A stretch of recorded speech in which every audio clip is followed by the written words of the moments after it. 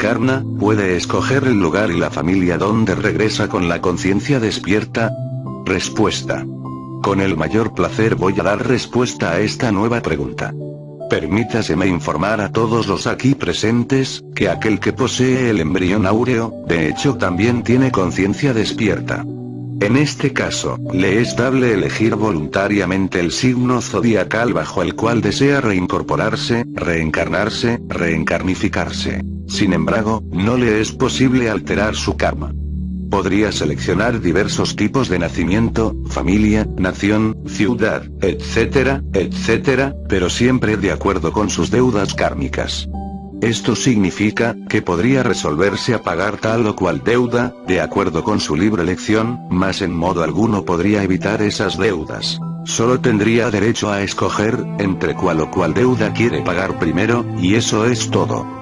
Pregunta. Maestro, ¿el bodhisattva caído pierde su embrión áureo? Respuesta. Esta pregunta es ciertamente muy original, y por tal motivo conviene que la respondamos concretamente. Se hace necesario comprender que el embrión áureo es imperecedero, inmortal, eterno. Así pues, el bodhisattva caído puede aniquilarse en la novena esfera, pasar por el proceso de la destrucción de los cuerpos existenciales superiores del ser. Sin embargo, jamás perdería el embrión áureo. Después de la destrucción radical o aniquilación definitiva del ego, resurgiría, volvería a la superficie de la Tierra, a la luz del sol para reiniciar o empezar, una nueva evolución. Pregunta. Maestro, ¿al bodhisattva caído se le duerme la conciencia? Respuesta. Distinguidos amigos, es claro que al caerse un bodhisattva, resucitan en él las malas consecuencias del abominable órgano kundartiguador, y entonces el embrión áureo, la conciencia, viene a quedar indiscutiblemente embotellada entre tales factores infrahumanos. El resultado es que la conciencia, en este caso, pierde un buen porcentaje de su lucidez habitual, aunque no se duerme radicalmente. Pregunta. Maestro, ¿el hombre que ha adquirido la individualidad sagrada, carece totalmente de deseos? Respuesta. Amigos, si alguien ha disuelto el ego, si se ha desegoistizado, indiscutiblemente se ha individualizado, pero el deseo es algo más profundo. ¿Podría cualquiera de los aquí presentes eliminar el ego radicalmente, y adquirir por tal motivo la individualidad sagrada, y sin embargo, continuar con el deseo? Esto parece verdaderamente paradójico, contradictorio y hasta absurdo, pero debemos analizarlo un poco. Amigos, el tiempo reclama muchas cosas. Aniquiladas las malas consecuencias del abominable órgano kundartiguador, quedan las cintas de Leogino Horas. Estas últimas pueden conservarse plenamente en los mundos suprasensibles, durante todo el período terrestre, si es que uno no se ha preocupado por desintegrarlas, aniquilarlas, reducirlas a polvareda cósmica. Obviamente, tales cintas, a modo de películas vivientes, corresponden ciertamente a todas las escenas del deseo, a todos los actos lujuriosos de esta y de todas nuestras vidas anteriores, y si no se desintegran radicalmente, tampoco se logra el 100% de conciencia objetiva, porque dentro de aquellas, está enfrascada parte de la conciencia. Evidentemente, desintegrar tales cintas, es un trabajo de orden superior que solo puede realizarse con el hacha de doble filo, que figuraba en los tiempos antiguos, en el centro de todo laberinto sagrado, símbolo que muy pocos han comprendido y sobre el cual se ha escrito en algunas obras pseudo-esotéricas y pseudo-ocultistas en forma más o menos equivocada. En todo caso, la electricidad sexual trascendente, debe también reducir a polvo a las cintas de Leogino Horas. Ya van viendo ustedes, mis queridos amigos, cuán difícil es poderle dar a la conciencia plena lucidez y objetividad. Es lamentable que la esencia esté tan enfrascada dentro de tan variados elementos subjetivos e infrahumanos. Desgraciadamente, muchos creen que esto de despertar conciencia es cosa fácil, y me escriben constantemente, quejándose porque todavía no salen en cuerpo astral, protestando porque después de algunos meses, todavía no tienen poderes, exigiendo de inmediato la capacidad para vivir en forma lúcida y plena, fuera del cuerpo físico, etcétera, etcétera, etcétera. Por lo común, los que se inician en nuestros estudios, andan en busca de poderes, y cuando no se transforman en individuos omnipotentes de inmediato, entonces buscan el camino subjetivo del espiritismo, o se afilian a diversas escuelas de psiquis subjetiva, con el propósito de conseguir instantáneamente las codiciadas facultades psíquicas. Objetividad plena, implica destrucción radical de todo lo inhumano que cargamos dentro, aniquilación de átomos subconscientes, muerte absoluta de la doble naturaleza infrahumana, pulverización radical de todos los recuerdos del deseo. Así pues, queridos amigos, que cualquiera puede haber logrado la individualidad sagrada, sin que por ello todavía esté completamente libre del proceso del deseo. Destruir las cintas teleoginoras, y algunos otros principios que más tarde mencionaré, significa extirpar de nuestra psiquis hasta los más ínfimos deseos. Pregunta. Maestro, ¿vale la pena ejercer el derecho de reencarnar, una vez que éste se ha adquirido? Respuesta. Distinguidos caballeros y damas que me escuchan, toda ilusión le es permitida a las almas reencarnantes. Sin embargo, es preferible exclamar con Jesús: Padre mío, si es posible pasa de mí este cáliz, mas no se haga mi voluntad, sino la tuya. En instantes en que platico con ustedes, aquí dentro de este estudio de mi propia casa, que es la de ustedes, me viene a la memoria algo muy interesante. Sucedió que cierta noche fui llamado telepáticamente por un grupo de maestros de la venerable Gran Logía Blanca.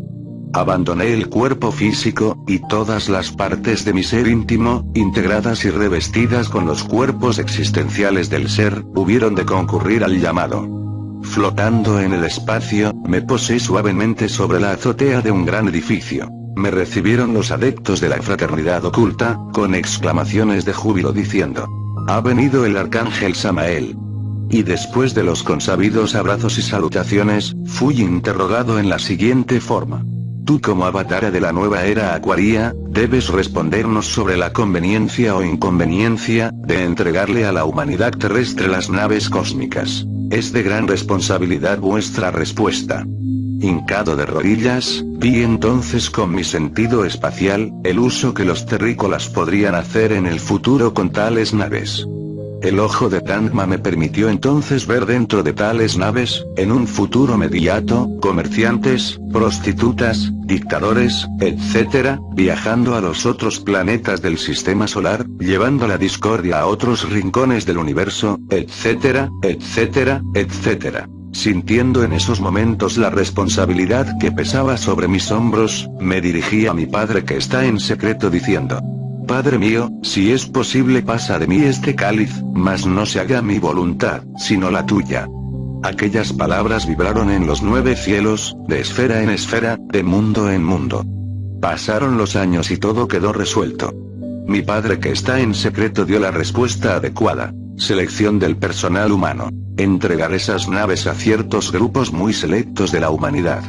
No está de más decir a nuestros amigos, que ya ciertos grupos humanos aislados, poseen esa clase de vehículos espaciales.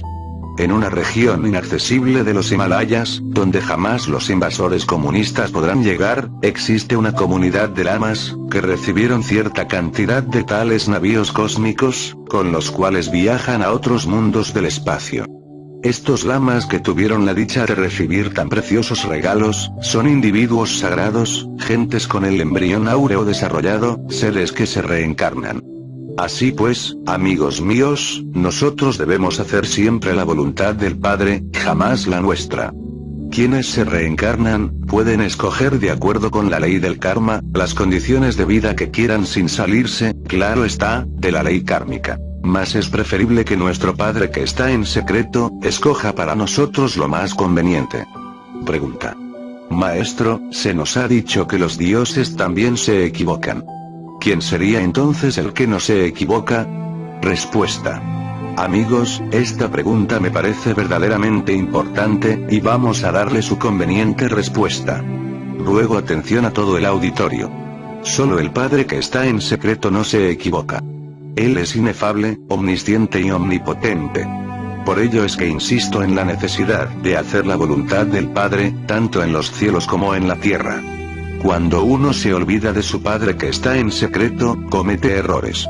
Mejor es consultar y dejar todo en manos del Padre. Pregunta. Maestro, ¿cuál es la diferencia entre el embrión áureo y la conciencia? Respuesta. Amigos, no existe diferencia alguna entre el embrión áureo y la conciencia, porque aquel es la misma esencia organizada, la misma conciencia objetivizada, liberada radicalmente de todo proceso subconsciente. Pregunta. Maestro, dice la maestra H. P. Blavatsky, que la única manera de no sufrir en este mundo, es dejar de reencarnar. ¿Qué nos puede decir usted al respecto? Respuesta. Quiero que ustedes sepan, caballeros, que la felicidad absoluta, solamente se consigue cuando uno tiene a Dios adentro. Podría uno vivir en el nirvana, el mundo de la felicidad, mas si no tiene a Dios adentro, no sería feliz. Podría uno dejar de reencarnarse, y si no tiene a Dios adentro, tampoco sería feliz. Aunque uno viviera en una mazmorra inmunda, en medio de las desgracias más terribles, o estuviera en los mundos infiernos, teniendo a Dios adentro, sería infinitamente feliz. No está de más recordarles a ustedes, amigos, que ahí en los mundos infiernos, viven algunos maestros de compasión, trabajando por los decididamente perdidos, ayudando, auxiliando, pero como tienen a Dios adentro, son felices.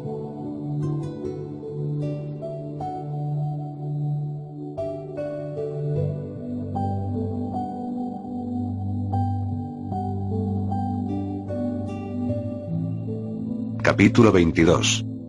La ley de recurrencia. Amigos míos, la plática de hoy versará sobre la ley de recurrencia.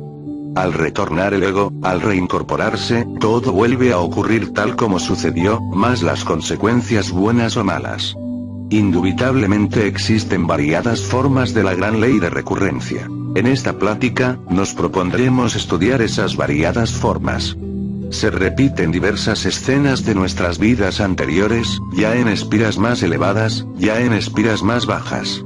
La espiral, es la curva de la vida y está simbolizada siempre por el caracol.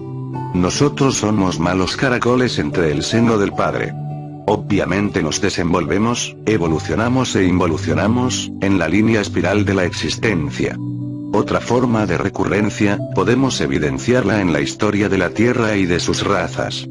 La primera subraza de nuestra actual raza aria se desenvolvió en la meseta central del Asia, y tuvo una poderosa civilización esotérica. La segunda subraza, floreció en el sur de Asia, en la época prevédica, y entonces se conoció la sabiduría de los rishis del Indostán, y los esplendores del antiguo imperio chino, etcétera, etcétera. La tercera subraza, se desenvolvió maravillosamente en Egipto, Persia, Caldea, etc. La cuarta subraza, resplandeció con las civilizaciones de Grecia y Roma. La quinta, fue perfectamente manifestada con Alemania, Inglaterra y otros países. La sexta, resultó de la mezcla de los españoles con las razas autóctonas de Indoamérica. La séptima, está perfectamente manifestada en el resultado de todas esas mezclas diversas de razas, tal como hoy lo podemos evidenciar en el territorio de los Estados Unidos. Ostensiblemente, las 7 ramas del tronco ario, ya existen plenamente, y eso está completamente demostrado. Los estudios que hemos realizado en el mundo causal, nos han permitido verificar correctamente, hechos concretos, asombrosos para nuestra humanidad actual. Como quiera que cada una de las grandes razas, que han existido en el mundo, han terminado siempre con un gran cataclismo, podemos deducir lógicamente que esta nuestra raza aria, habrá de terminar muy pronto también con otro tremendo cataclismo. Estamos hablando de la ley de recurrencia en una forma superior, y seguiremos concretando para mejor comprensión. Después de la gran catástrofe que se avecina, la Tierra volverá a ser habitada con gentes selectas. Al llegar a esta parte de nuestra plática, debo decirles a ustedes en forma enfática, que la futura raza que habrá de poblar la faz de la Tierra, está ahora siendo creada intencionalmente por los hermanos de la fraternidad oculta. El modus operandi de esta creación nueva, es muy especial. Quiero que ustedes sepan que viajeros cósmicos provenientes de otros mundos, nos visitan constantemente, y que ya están llevándose la semilla selecta de los humanoides. Hace algún tiempo, algunos periódicos del Brasil, dieron un informe muy interesante. Cierto campesino brasileño, que febrilmente trabajaba arando la tierra, fue de pronto sorprendido por algunos extraterrestres, que le condujeron al interior de una nave cósmica, posada esta en un lugar cercano dentro de la selva. Científicos extraordinarios,